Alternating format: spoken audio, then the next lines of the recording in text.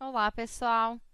Na videoaula de hoje, a gente vai falar do primeiro filo de invertebrados a habitar o planeta Terra, que é o filo Porífera. A principal característica dos poríferas já está escrito no próprio nome deles, porque pori vem da palavra poros. Então, a principal característica desses animais é a presença de poros por todo o corpo deles. Os principais representantes de porífera são as esponjas. Vamos dar uma olhadinha nas fotos a seguir para a gente conhecer um pouquinho desses animais. Estes animais, de muito tempo, eles foram confundidos com plantas. E se vocês observarem, por todo o corpo deles, tem esses furinhos, que são esses poros, característica principal deste filo. Os poríferas, então, eles são exclusivamente aquáticos. Então, a gente não vai encontrar nenhuma esponja no ambiente terrestre. Além disso, a maioria é marinha, mas a gente também encontra espécies de água doce. E eles são também fixos em um substrato, então são chamados de sésseis. Então, vamos desenhar um porífera para a gente conseguir visualizar suas células. Se a gente conseguisse visualizar suas células, seriam mais ou menos desta forma. Então, a gente vai desenhar eles fixos a um substrato, como eu disse, e estamos desenhando aqui a presença dos poros. Esses poros, eles são constituídos por uma célula que tem um orifício que liga o meio externo do meio interno. Estas células são chamadas de porócitos. Então, os porócitos são as células que formam os poros das esponjas. Revestindo externamente a esponja, a gente tem células achatadas chamadas de pinacócitos.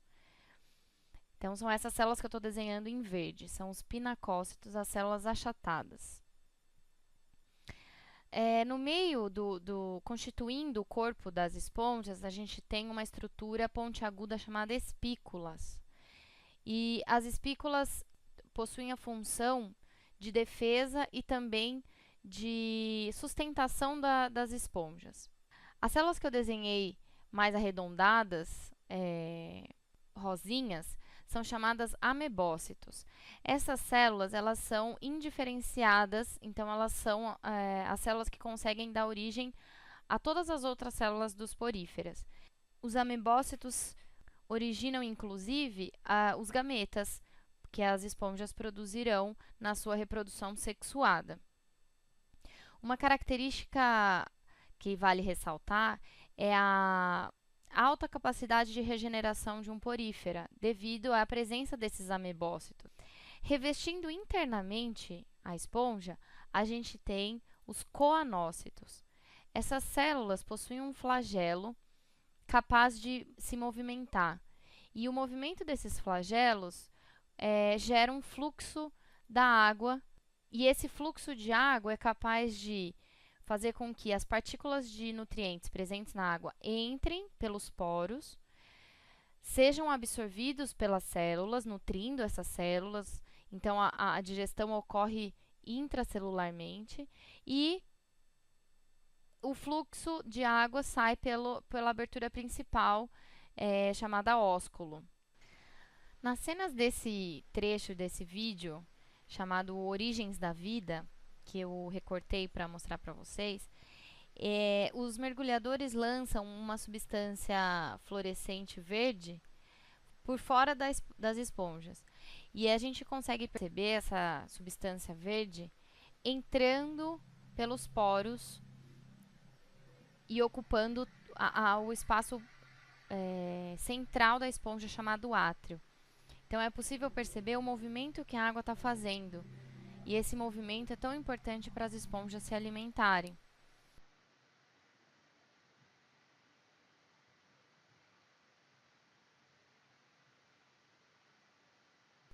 Então, vamos olhar, olha só que interessante, né?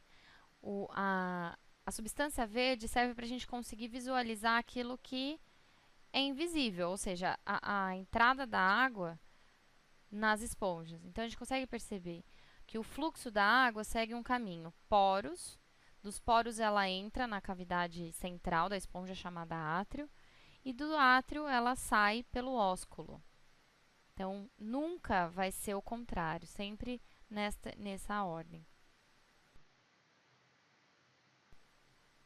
Então, esse fluxo de água é devido ao batimento dos flagelos dos coanócitos, como a gente viu anteriormente. E esse fluxo é muito importante para as esponjas conseguirem se alimentar.